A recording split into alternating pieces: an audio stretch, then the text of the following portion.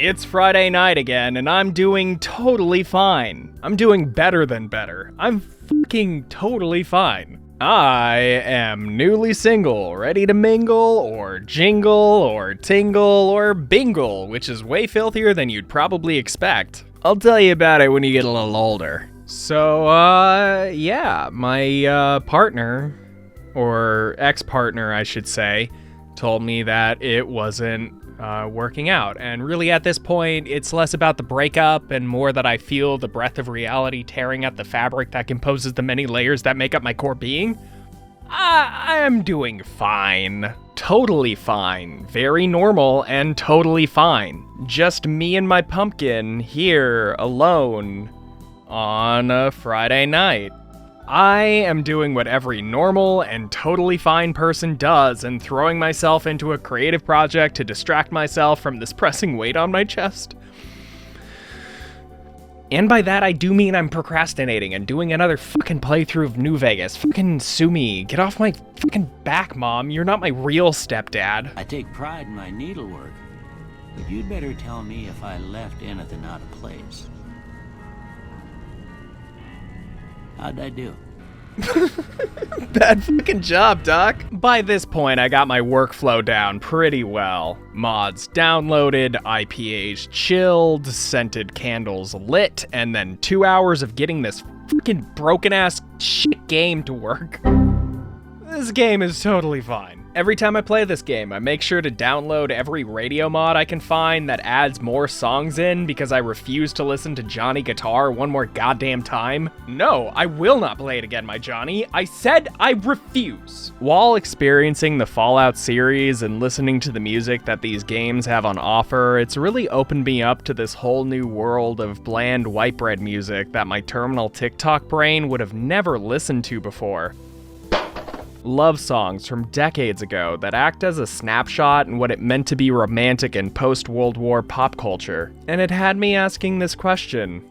Hey, 1950s, are you doing okay? I mean, of course they're not doing okay. It took until 1969 for no-fault divorce to be introduced into America, and until 1978 for conolingus to be introduced into America with the release of the first Prince album. A wife couldn't get a credit card without her husband's approval until 1974, and a wife couldn't charge her husband with rape in all 50 states until the 90s. Of course they're not doing okay, and of course it's also not all 1950s. For all you cute little pedants out there, I'm talking about a carefree, innocent attitude that stretches like 18 years or so. Colloquially, that attitude has been encapsulated into this shorthand that most can recognize as, quote, some 1950s shit. Alls I'm saying is, blink twice if you need help, 1950s. So there I was, procrastinating in the Mojave sun, kicking it sweet, listening to these songs on the radio, when two things crossed my mind.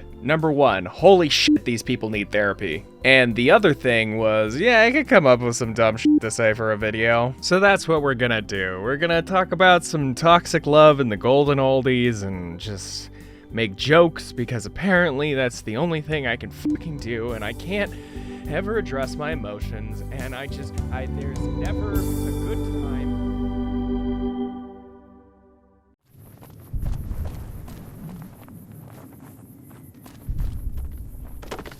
Heartaches by the numbers, da-boom-ba-da-boo. Every day you love me less, each day I love you more. Oh, maturity sounds fancy. Tricks people into thinking I know what I'm talking about. Note to self, get pretentious ass name for every chapter. Oh, and chapters, like a book. I'm fucking killing it today.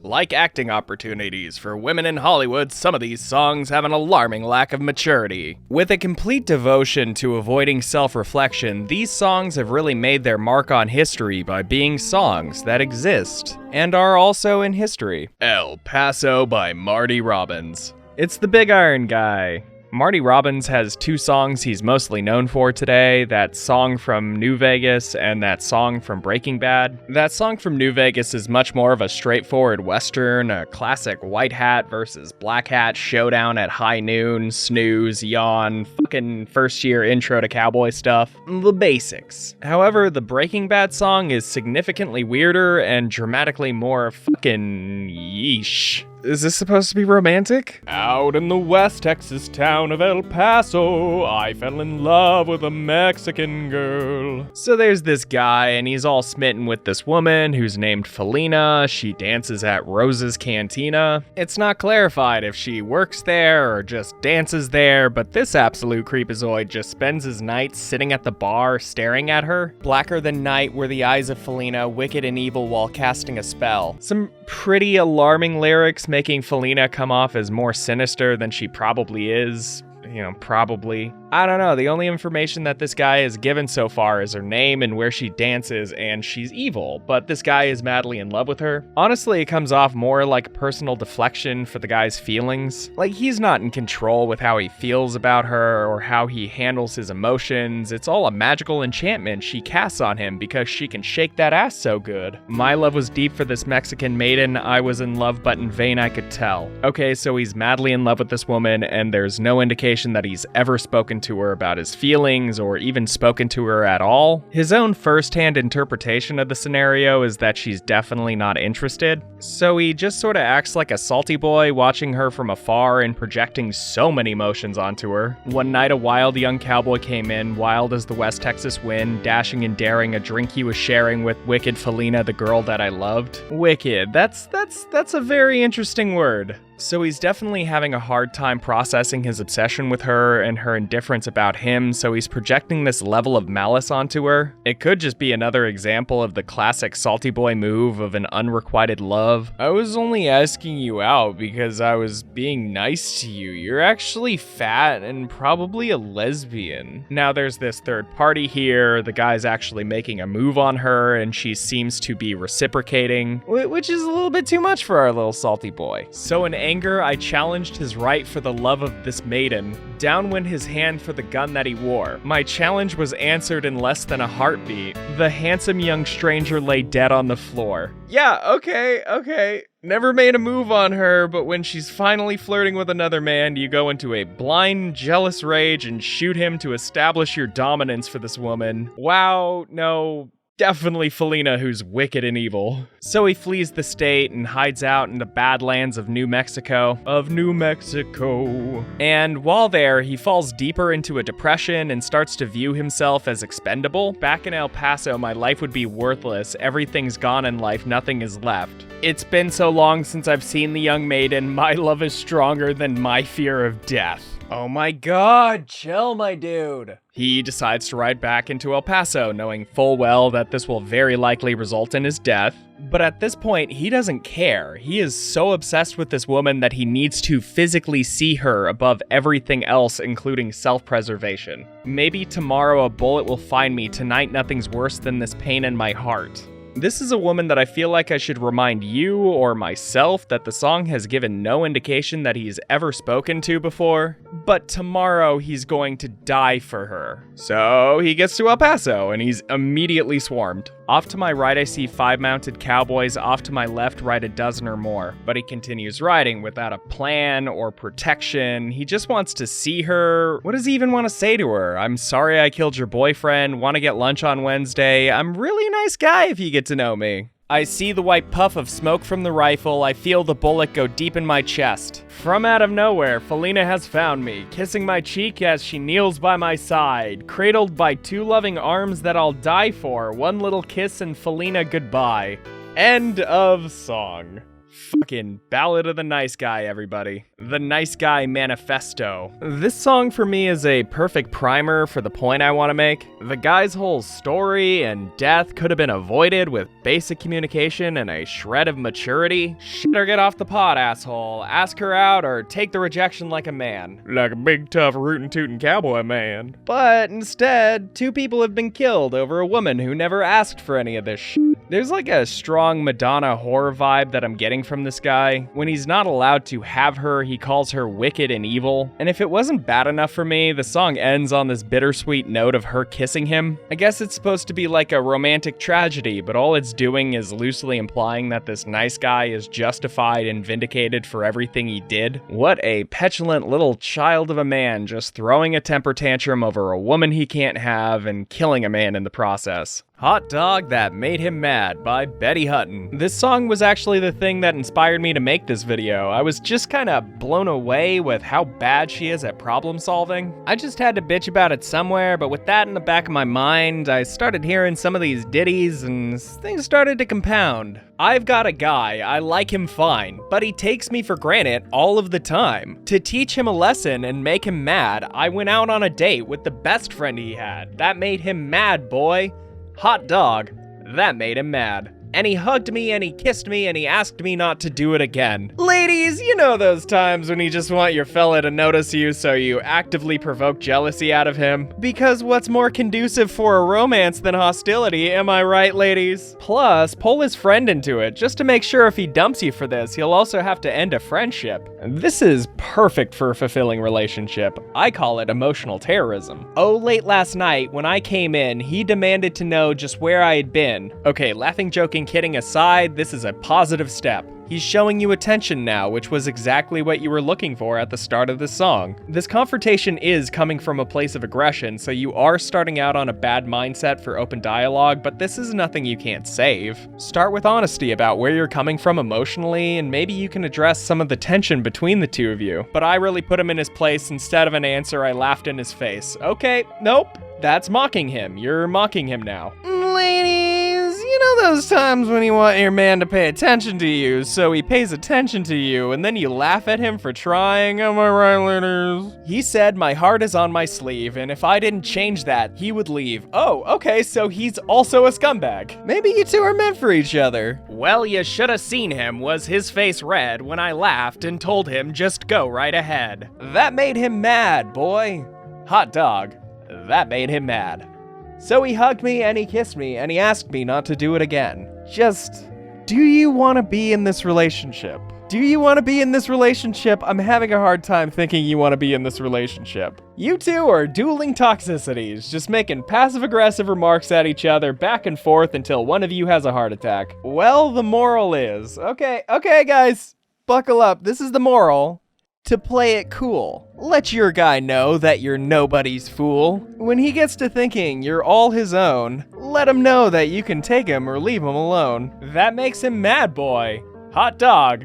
That makes him mad. And he'll hug you, and he'll kiss you, and he'll ask you not to do it again. Explicit verbal communication, and you just laugh right in his face. Yeah, this woman is bad at relationships. I highly advise that you don't follow anything that she recommended. Well, the moral is, there's many different ways that you can interpret play it cool, let him know that you're nobody's fool. The most charitable reading of it is something I can agree with. Having a level of independence away from your partner is preferable than complete dependence on another person for emotional support. However, how this applies to the other verses is a little bit more vague. This is probably because the song's not very well written, but if I was to take them seriously and analyze the lyrics legitimately, then I would say that the woman's needs are confused. Like, I don't quite know if she knows what she wants out of this relationship. The man's emotions from the outset flip between anger and distance. If I were to offer some sort of recommendation, it seems like these two are not compatible with each other right now in their lives, so it probably is best if they just break up and do some soul searching on their own to find out what they'd want out of a companionship. The shows of affection seem to be the main cause of strife between the couple, but it's their dismissal of the other person's needs that I would personally consider toxic. And I get it, shows of affection are hard to do right. Maybe it's just personally hard for you to show affection. Maybe you try, but she doesn't see the effort. And maybe it was just not good enough. Maybe you could have done more. Maybe just being there for them to show how much you care is better than any large stunt you could have ever pulled. Maybe I've been a fool this whole time. Save the last dance for me by the Drifters. You can dance every dance with the guy who gives you the eye. Let him hold you tight. You can smile every smile for the man who held your hand beneath the pale moonlight. So don't forget who's taking you home and in whose arms you're gonna be. So darling, save the last dance for me. I mean, no notes from me here. Solid communication. Straight up an anthem for polyamorous relationships. Now that's fucking maturity. Really, that's what my problem I have with these songs boil down to? A lack of communication. I have a fascination with media that romanticizes people doing everything they can to dodge the obvious fix that would solve their problems and quash most of their issues. Just have one good conversation with another person, just one, to get a sense of their emotions and where they're coming from. These people come off as lacking the emotional intelligence and competency to confront their issues, so they just let it fester. Until one day you're dating your partner's best friend to make him jealous, or shooting a man dead for daring to make a pass at a woman you have a crush on. I guess what I'm saying is be poly and proud. Is that what I'm saying? If you ever disobey me again, I will order my Praetorians to hack you to death with their machetes for my entertainment. They hardly even know how to fight. Did I do it?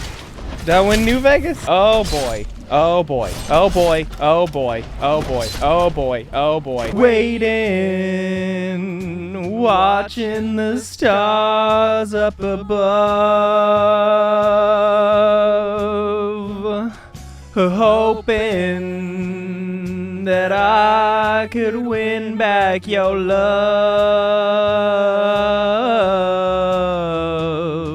Oh my god, I got so many fucking songs left. Okay, let's ditch the line-by-line format and do some of these in chunklets, okay? Bingo, bango, bongo. Ever since our prehistoric ancestors stopped relying off of mating dances and butt pheromones, it seems like some people have been spectacularly bad at expressing their interest for courtship. Surprisingly, this also extends to cheesy melodramatic love songs. There are some weird interpretations of what constitutes romantic gestures in some of these pieces of old media, like real toxic things that somewhat excuse self-destructive behavior if it's done in the name of love. Some of these songs feel like they're competing with each other to increase how consequential they can be over the pettiest bullshit.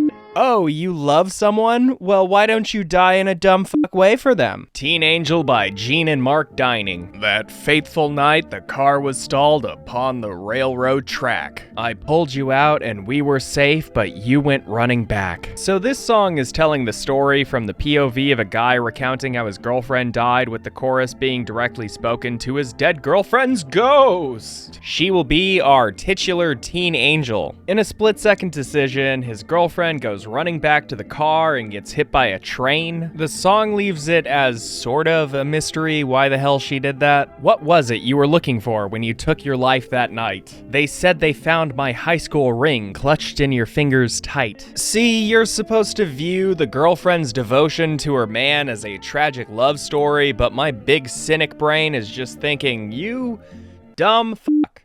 You dumb fuck. Now, this piece is one of the more famous songs within the subgenre of 1950s sock hop rock called teen tragedies, sung either from the perspective of a third-person narrator or from the first-person perspective of the surviving teenage lover, and pretty much every single time it's because of a car accident. Leader of the Pack, Tell Laura I Love Her, Last Kiss, written and performed by a sentient pompadour. Teen Angel is what I'm imagining when I think of how vapid this genre is. For me personally, the song is so sloppy in how it's written that it became the pinnacle of how narratively convenient the teen tragedy can be. The formula is really simple and perfectly laid bare in this song. Take a teenager, kill the teenager, car is involved, done, print the check. This person's self-preservation instincts were thrown out for a goddamn class ring. Like, you dumb fuck. You dumb fuck. Essentially what I'm saying is this song is a good example on how if you do tragedy poorly, it's fucking fucking hilarious. The record was not an instant success, with some radio stations in the US banning this song, considering it too sad. All I Have to Do Is Dream by the Everly Brothers. Ooh, now this one is a classic. This song is pretty softcore in my opinion in comparison with literally dying to prove your love, but there's still some questionable stuff in it, mostly because it's sticking to that idea that self-destruction and obsession are totally hot and romantic. I need you so that I could die. I love you, and that is why, whenever I want you, all I have to do is dream. Dream, dream, dream, dream, dream. Lots of fucking dreams. I can make you mine, taste your lips of wine, anytime, night or day. Only trouble is, gee whiz, I'm dreaming my life away. Okay, yeah, nope, doesn't sound too great. I think we're a little bit past borderline obsession and more in the realm of, please call the police, sir, this man is making a scene at the post office. Go to therapy. The only reason why I'm slightly hesitant to critique it is they don't really explain anything at all. The song never even clarifies if he's singing to a woman or a man or his pumpkin girlfriend. Like, the song is way more interested in how the leads can harmonize the word dream. When I feel blue in the night and I need you to hold me tight. It's just so vague. That's why in my headcanon I'm imagining he's singing it to his anime body pillow. Running Bear by Johnny Preston. It's another highly famous example of a teenage tragedy song, but it stands apart from the others for its, let's say, jarring interpretation of native cultures. Romeo and Juliet, but wearing a Halloween costume feather headdress. Okay, so the indigenous stuff in this song is like, culturally tone-deaf at best. Like, this is a song about two indigenous people that calls the characters Indians. Who would have even thought that pre-Civil Rights Act American pop culture would be a bit racially insensitive? Like, it's an indigenous love song performed by a sweater vest rock star and written by a man named Giles. Things are gonna be a little dicey. And the session's producer, Bill Hall, who provided the Indian chanting of Ooga Ooga during the 3 verses, as well as the Indian war cries at the start and end of the record. Bro, what the fuck? The actual meat of the song is arguably just as bad as the racial stereotyping, but honestly, it's not that interesting. It's about a, quote, Indian brave named Running Bear and his girlfriend named Little White Dove. But their tribes fought with each other, so their love could never be. So there they are, on opposite sides of a river, making googly eyes at each other. Then, after a handful of jarring native stereotypes bent and shaped into rhymes, the two try to swim towards each other, kiss in the middle, fucking drown, and then the song ends. Good hustle, guys. And now they'll always be together in their happy hunting ground. Happy hunting ground. I'm guessing they used that stereotypical imagery because it was way too hard to rhyme another line with wigwam. But like, really, happy hunting grounds is the ideal heaven for indigenous people? All just dirt and deer blood, ooh la la, sign me up for that romantic getaway. Running Bear loved Little White Dove with a love that couldn't die. But they surely can. Oh man, that joke was so funny, I'm gonna suck your dick.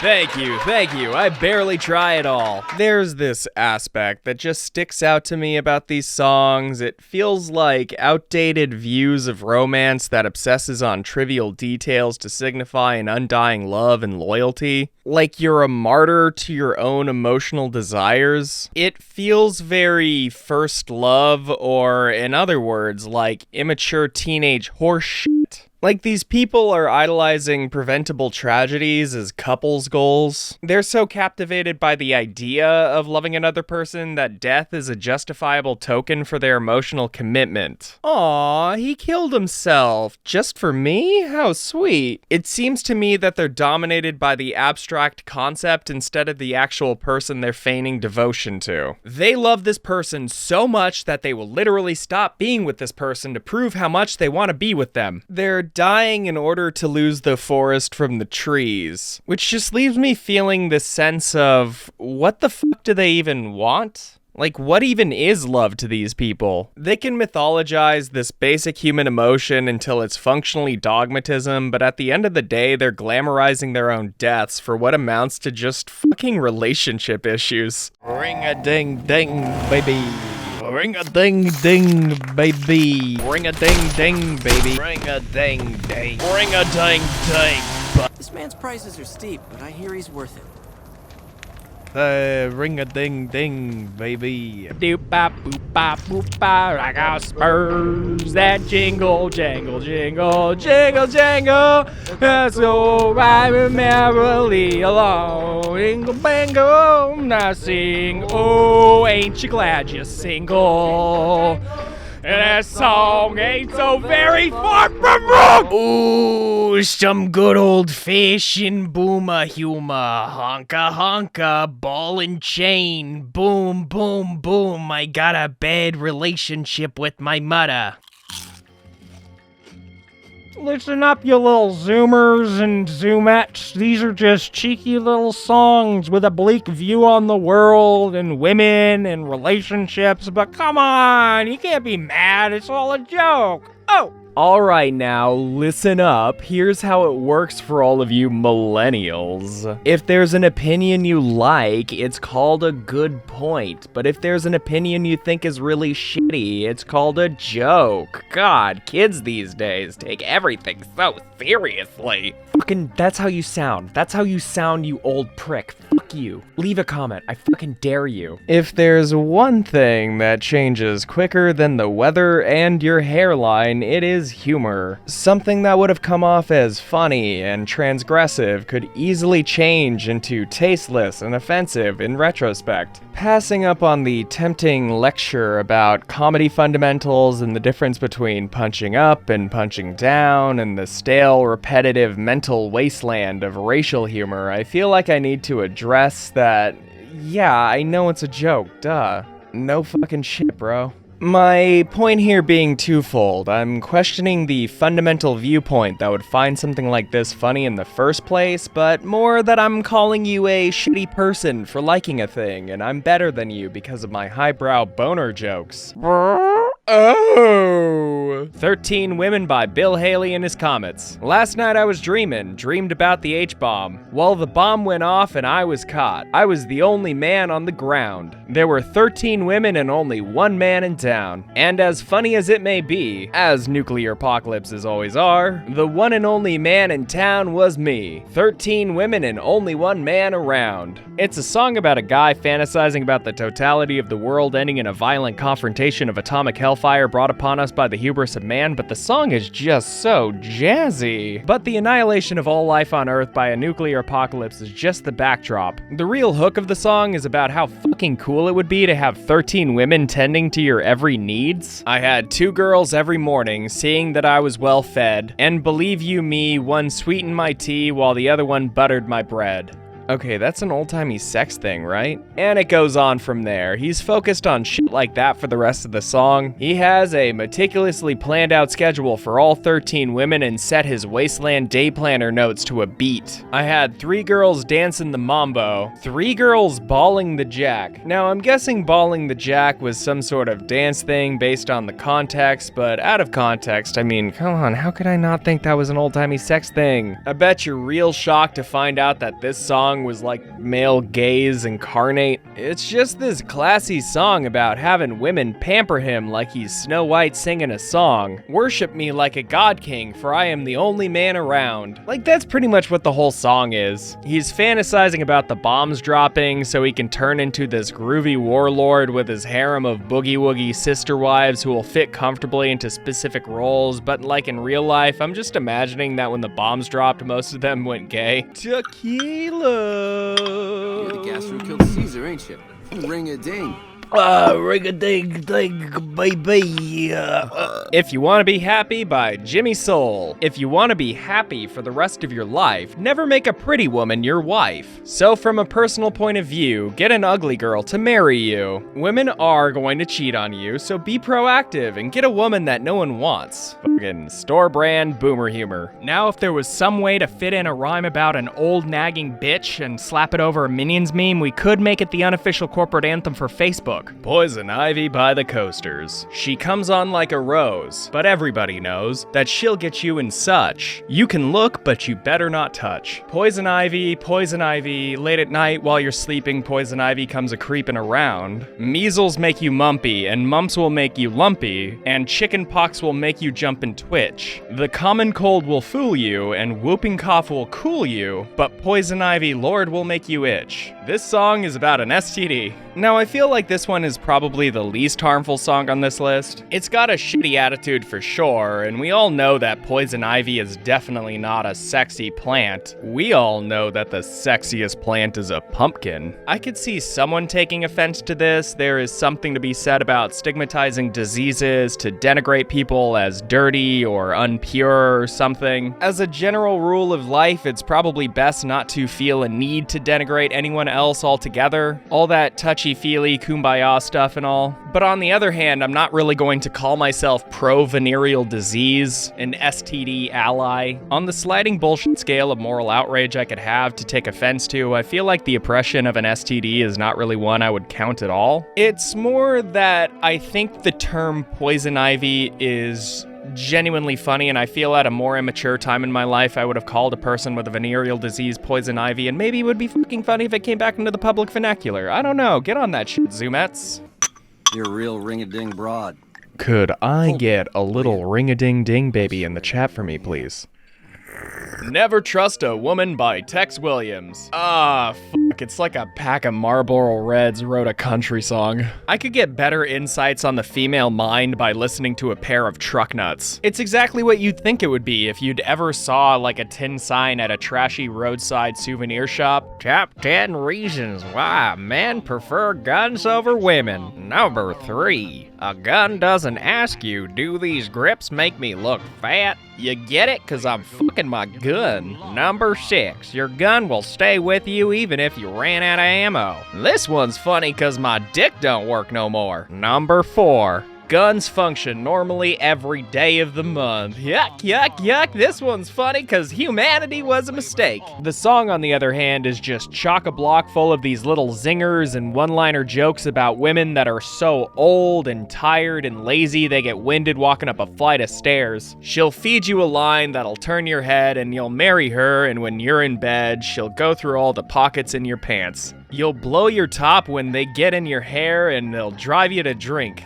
The women are handy around the house. They can't be trusted by man nor mouse. It's a shame the way they drag a good man down. It's a well-known fact they talk too much and they dig up dirt about the neighbors and such, and Paul Revere the gossip all around town.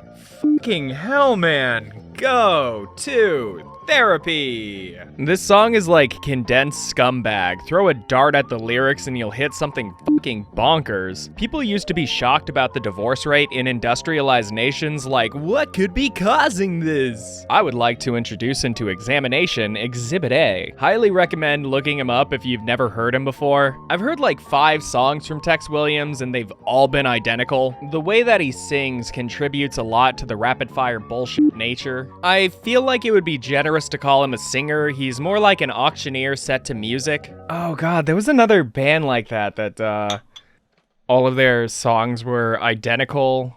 Fallout used them for a trailer one time. The Ink Spots, that's who I'm thinking of. Yeah, they had the singer with the weird crooner voice. I always loved them because the bridge was always just the chorus redone in a spoken word section by their baritone. I just met you, and this is crazy, but here's my number, so call me maybe. All the other boys try to chase me.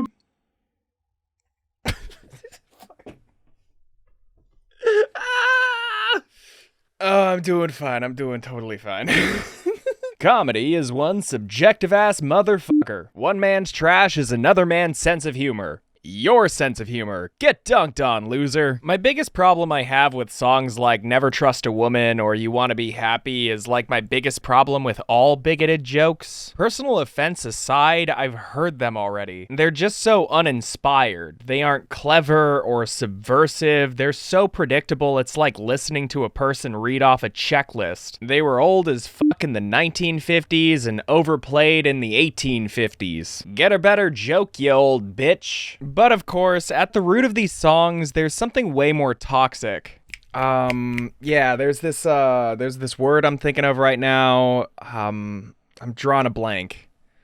Okay, whatever. The fun and catchy beats just act to normalize shitty behavior behind this veil of humor, intentionally or unintentionally. The world these songs are living in is very nihilistic, where their partners are almost a different species. They're conniving, money-hungry creatures who want to ruin your life, or a subclass of servants who are there to do your bidding without any goddamn lip. But like, past all the bluster, they're just humans with thoughts and feelings and aspirations and dreams, and they also awkwardly fart and hope no one heard it. They're just people who are being painted negatively with this broad brush, but also like, come on, it's just a joke, bro.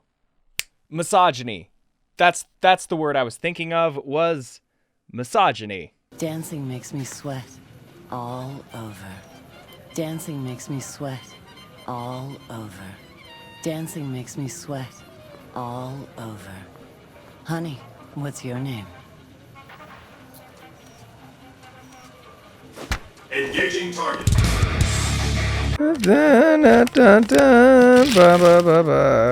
Me, what's in a kiss? If your heart's not in it, we could have wedded bliss. If we'd only begin it. Yeah, I'm just gonna go ahead and give a heavy trigger warning on this section here.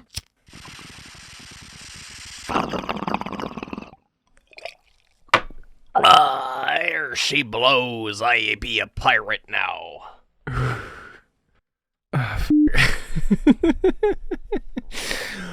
Like matching with your therapist on Tinder, some relationships are just doomed to be dubious from the very foundation alone. These are songs that cross a personal line with me, from toxic and silly to just being toxic and like, dude, what the fuck? They're far past questionable and land in fucking gross. They're really, really, really fucking bad and will definitely get me kicked into the fucking sun because of YouTube's TOS, but you know, don't say I didn't warn ya. He Hit Me, and It Felt Like a Kiss by the Crystals. I mean, yeah, it's a song called He Hit Me, and It Felt Like a Kiss, produced by a convicted murderer. I'm probably gonna find it a tad bit tasteless. I feel like you, as an audience, don't need me to figure out why He Hit Me and It Felt Like a Kiss, produced by a convicted murderer, might have some problematic issues, so fucking hell, do your own meteor critique. I wanted to have something more to say about this. I felt like I wanted to do more research on this song and make more jokes and keep the levity on my own terms, but the more I thought about it, the more I was like, this is making me fucking depressed. Like really depressed. Like almost as depressed as it makes me to listen to Johnny Guitar. I mean, sure, just add a droning dirge to your New Vegas radio mix. It isn't gonna totally stand out from the rest of the upbeat 2.5-minute songs on the soundtrack. I fucking hate Johnny Guitar. It's just so fucking slow. My ADHD can't take it. This song can't even compete. I'm too slow for my own ADHD. Like legit, if you're not watching my videos on 1.5 speed on a cracked phone screen, then you're objectively watching my videos incorrectly. What the fuck am I even talking about? Abuse. We're talking about abuse. Oh, god damn it. Punish Her by Bobby V. Oh, it's Bobby fucking V, baby. Old Deadeyes himself. February 3rd, 1959, the day the music died. Buddy Holly, Richie Valens, and the Big Bopper were killed in a plane crash in Iowa. Arguably one of the defining moments that marks the beginning of when their kind of rock and roll creatively stagnated. Shifting from cool kids music for those who fuck to straight-laced bullshit white bread rock, paving the way for the metalheads, the hippies, and the punk rockers to have some form of music to transgress against by the end of the 1960s. On the day the music died, Bobby V looked at the landscape and thought to himself, this is my time to shine. I gotta strike while the iron's dead in a plane crash. But hey, it worked for him, so all the best. Bobby V recorded a song that sounds bad from the title. Because it is bad. It's fucking weird. If she has wronged you, found someone new, but you feel it's not over, here's what you must do. Punish her. Kill her with kindness. Just punish her. Blind her with kisses. This one's got layers of toxicity. But hey, that's the Bobby V guarantee. So the obvious attention-grabbing stuff is pretty bad, but it's also supposed to come off as playful and jovial. Like, he's not actually saying physically abuse her, he's saying it as like a half-sentence joke. If she gets out of line, then hit her with tender loving care. It's already a middle schooler joke like, oh, you thought I was gonna say the bad word, but I did the twist and now I'm talking about something else. I mean, super questionable already, but the point he's actually making is weird and abusive as well. Like, what this big-brained, high IQ middle schooler is saying is if a woman leaves you for another man, constantly bombard her with gifts and attention to show her what she's missing. Punish her with so much affection that she'll cry for the love she threw away. She'll soon rediscover with tears in her eyes that you're the only lover that she was born to idolize. Don't like that phrasing. Just love bomb her over and over and trick her into idolizing you. You see, the best part is now you can take away that affection after she idolizes you if there's something else you wanted to manipulate her with, as long as I'm able to control her completely. Say, why did she even want to leave the relationship in the first place? He seems like a stand-up fucking guy. Alright, listen up, boyos, I got a PSA for your ass. Really, the only way that you can ever win a lady back is to better yourself. Take better care of your health, dedicate yourself to improving your lifestyle, find a better job that pays you more, go back to school, pick up a hobby, learn a new skill, fucking go to therapy, but swipe left if you find your therapist on Tinder, chat up some new people, maybe you'll find a new girlfriend. It's a win-win for you. Either she sees you're making the effort and decides that you're worthy of her attention again, or she doesn't, but you're like in a far better place now, so like why would you care? But for fucking God fucking sake, leave her alone. Or maybe your problem is you never paid enough attention to her in the first place. I don't know. Maybe it seemed like you were ignoring her. Like an unwatered houseplant. I didn't seem to make an effort, so the love just withered away and died. Maybe don't listen to me. You ever thought of that? I don't have any expertise on anything other than like boner jokes. I'm just giving advice from my gut, but clearly my gut has been very wrong a lot. Maybe I'm good for nothing. Am I good for something? Am I okay? Yeah, I'm totally fine. Everything's good. Yeah, what's next? Uh-oh, this just in. I'm getting an alert telling me right now it's time for the lolly parade. Yay! Everyone, it's the lolly parade! Actually, wait, hold on. What does that even mean?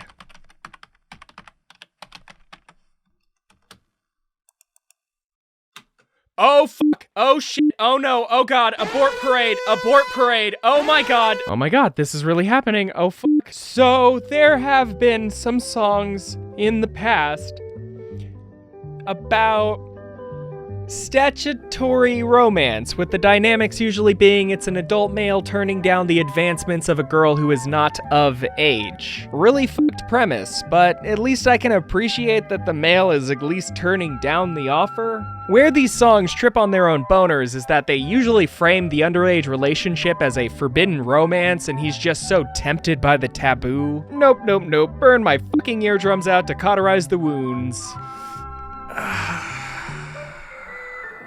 Okay, let's start off with the gentlest of examples.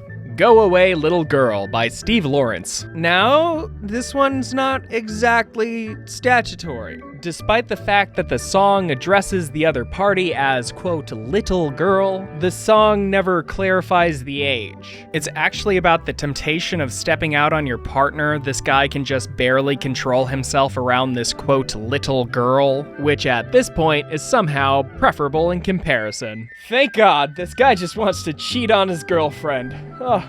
For a moment there, I thought he was a real creep. A negative article in the New York Times sparked a controversy where a columnist believed that the song was referring to an underage girl and derided it as sick. Which just goes to show you that moral guardians continue to have far dirtier minds than the songwriters they're supposed to be protecting us from.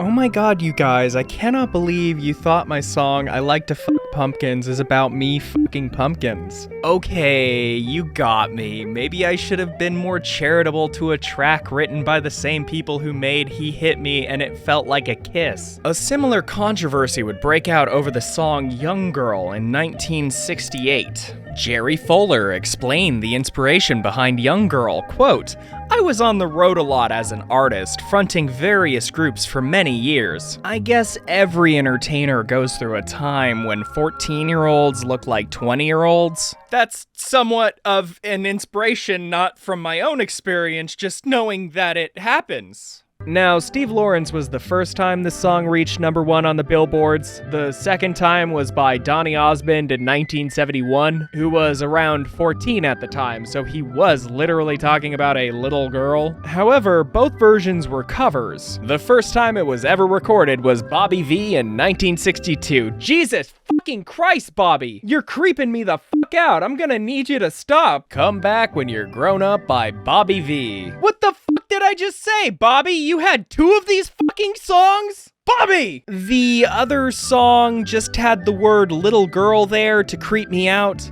This one specifically addresses the distinction between girl and woman and the person's innocence, but this one feels creepier to me because it kind of feels like this is something a coach would say. Does that even make sense? Hey, I see potential in you, kid. Get some miles on you and come back when you can handle me. Come back when you grow up, girl. You're still living in a paper doll world. Living ain't easy, lovin's twice as tough, so come back, baby, when you grow up. You're looking real good, like a woman now. Your mind hasn't gotten the message somehow. I want you, girl, but your wide-eyed innocence has really messed up my mind, yeah? I'd rather you get your very first heartbreak somewhere else along the line. Come back when you grow up, girl. You've still got a lot of time left in the world. You'll someday be a woman ready to love. Come back when you're grown up. Nope. I yield. I'm not doing okay. I'm not doing totally fine. Okay.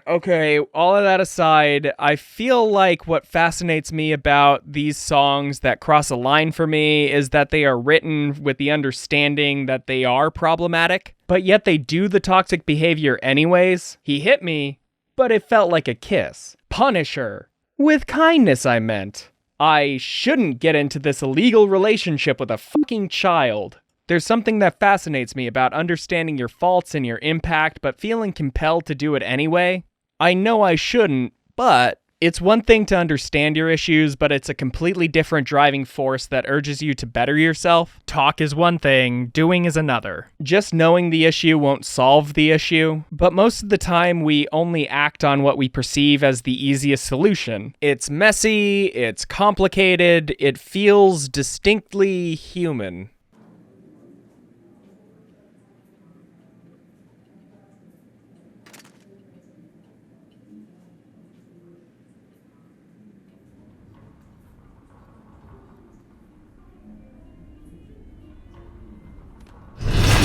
Ring-a-ding-ding, baby. There was never a man like my Johnny, like the one. It's a showcase time for a showcase. Let's take this final chapter to focus on one big career as a prime example of bad romance and old love songs, and I'm not goddamn talking about you, Bobby. Get out of here, you fucking creep. No. Let's look at one of the more well-known artists of the era, Dion. Just one word, Dion. Most likely, one of his 3 hit songs he's remembered for will definitely play at a 50s-themed restaurant once a day. One of his big hits was even the main song they used for the Fallout 4 ad campaign, but I feel like his main 3 songs have a secret message. They essentially tell one continuous story straight through about one man's transition into toxic behavior. No one has been able to see the pattern, let alone decode the real message Dion secretly inserted into songs other people wrote for him, until I came along.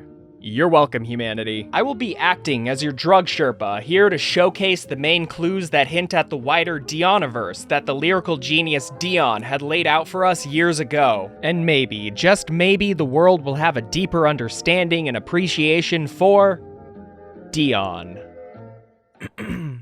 Teenager in Love by Dion. Each time we have a quarrel, it almost breaks my heart, 'cause I'm so afraid that we'll have to part. This is just a beautiful song, like painful agony and sorrow condensed under 3 minutes. There is nothing like it. It's a tale about a young man in a troubled relationship watching his love life fall apart in his very hands. He feels lost and dark in this miserable existence, unable to pull his life together, completely unequipped to emotionally process his worst-case scenario. One day I feel so happy, the next day I feel so sad. I guess I'll learn to take the good with the bad. Out of desperation, he tries the only thing he has left to plead his case to a higher power, to question his lot in life. Each night I ask the stars up above, why must I be a teenager in love? I cried a tear for nobody but you. I'll be a lonely one if you should say we're through. But he knows what is coming. There is no stopping what is next. A hard lesson is on its way. What knowledge will it teach? What lesson will he learn? What wisdom will he lose, dashed upon the rocks that he'll find himself on soon? Runaround Sue by Dion. It's all fallen apart. A barren wasteland of a man debilitated by his own sorrow. Here is my story. It's sad, but true. It's about a girl that I once knew. She took my love and ran around with every single guy in town. The pain that he feels from the heartache has clearly hardened him. Instead of learning to live and let live, he internalizes his heartbreak as a lesson in relationship dynamics. I should have known from the very start, this girl will leave me with a broken heart. And this is his conclusion. This is just her. This is who she is. He was the fool for even considering feelings for her. Do not hold hate for a scorpion acting as a scorpion will. Take the sting and learn not to trust a scorpion. The way he phrases his lyrics betray his mindset, that of a state of defeat. So if you don't want to cry like I do, keep away from Runaround Sue. All he can manage in this state of anguish is to warn other men not to trust her, not to love her. She's not worth your love or attention because she is pathologically unfaithful. A pure vein of corruption in the form of temptation, she comes bearing forbidden fruit. She brings the knowledge of pain and destruction. A beautiful siren upon the rocks, pulling a magnificent ship into ruin, and yea, he is the waterlogged seafarer, warning with his last emotional breath. Ask any fool that she ever knew. They'll say, keep away from Runaround Sue. Keep away from this girl. This man is broken, shattered from the pressure, trying to pick up the pieces of his life. I know what she'll do. Keep away from Sue. As his inner monologue fades out, it leaves the listener with the sinking dread of uncertainty. This man, nay, he is not a man, this young adult. Where could he possibly go? What could he possibly do? What kind of man will he become after his breakup with Runaround Sue? The Wanderer by Dion. Well, I'm the type of guy who will never settle down where pretty girls are. Well, you know that I'm around. Dion, I are kiss you them and I okay? love them, 'cause to me they're all the same. You don't seem like I hug 'em yourself and I lately, squeeze Dion. 'em. I don't even know their name. They call me the Wanderer. Yeah, the Wanderer. what is wrong, Dion? Can I roam please around, just around, help you around, out? Around.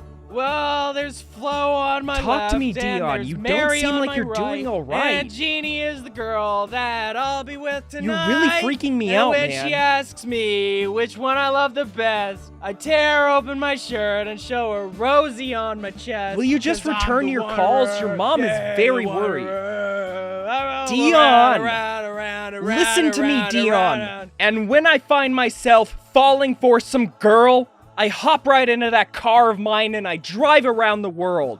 'Cause I'm the wanderer. Yeah, I'm the wanderer. I roam around.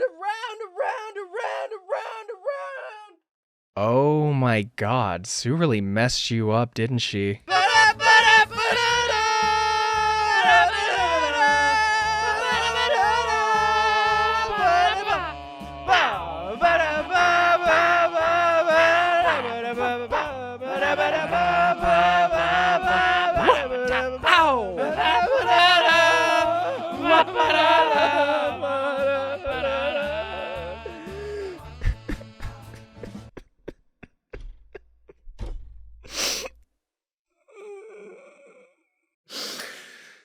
Hurt is a goddamn motherfucker.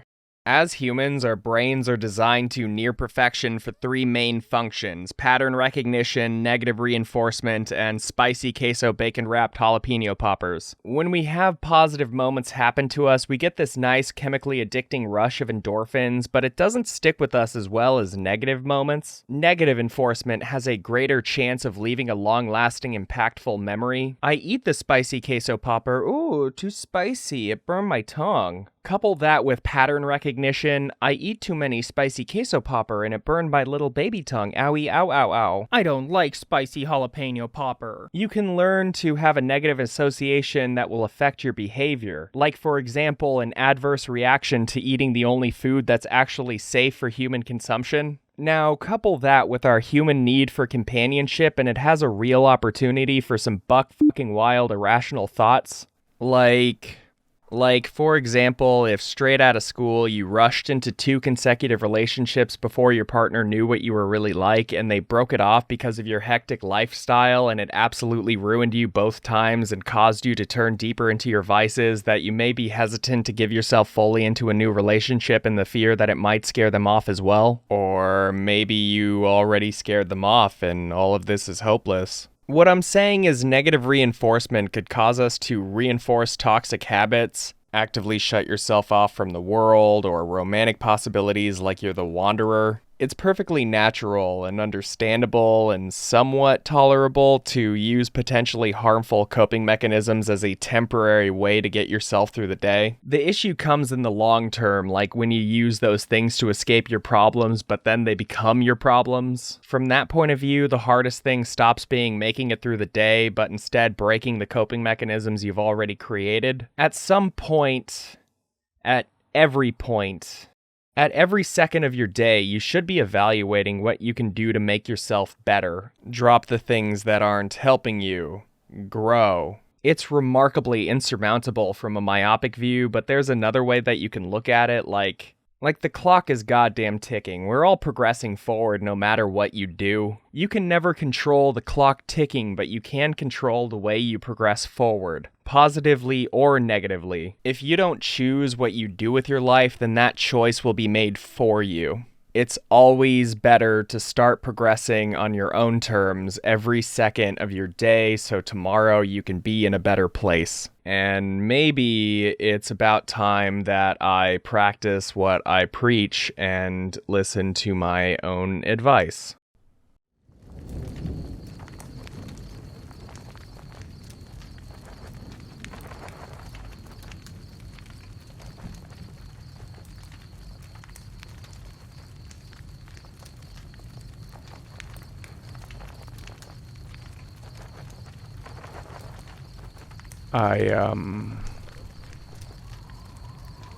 I think I need to talk to her. I do. It's been a miscommunication this whole time. I've been wrapped up so heavily in myself and my work that I haven't noticed I neglected the people I care most about. But all of this could have been avoided if I wasn't so proud as to share my feelings with the people closest to me. My problem is that I'm not good at communicating my emotions without some way of distancing myself from them, like making it a joke or just ignoring them altogether. I distract myself too easily from these feelings with work, maybe because it's easier to push people away than to feel myself when I'm with them. Maybe this has been the message all along. Communication is key, and trust is the only thing that's important in a relationship. If these singers could express themselves instead of glorifying these harmful gestures in these songs, maybe it would bother me less. Or maybe it bothers me because I see too much of my own toxic behavior in them.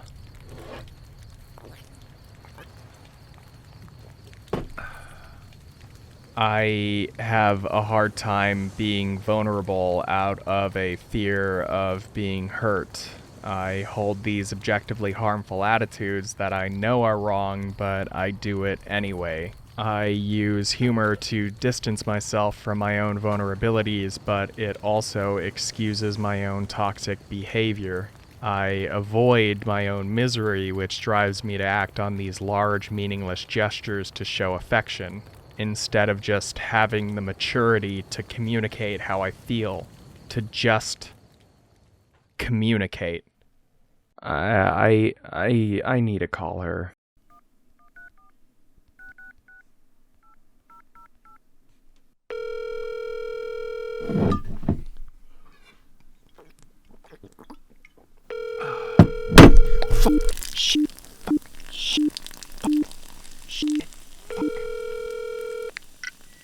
What?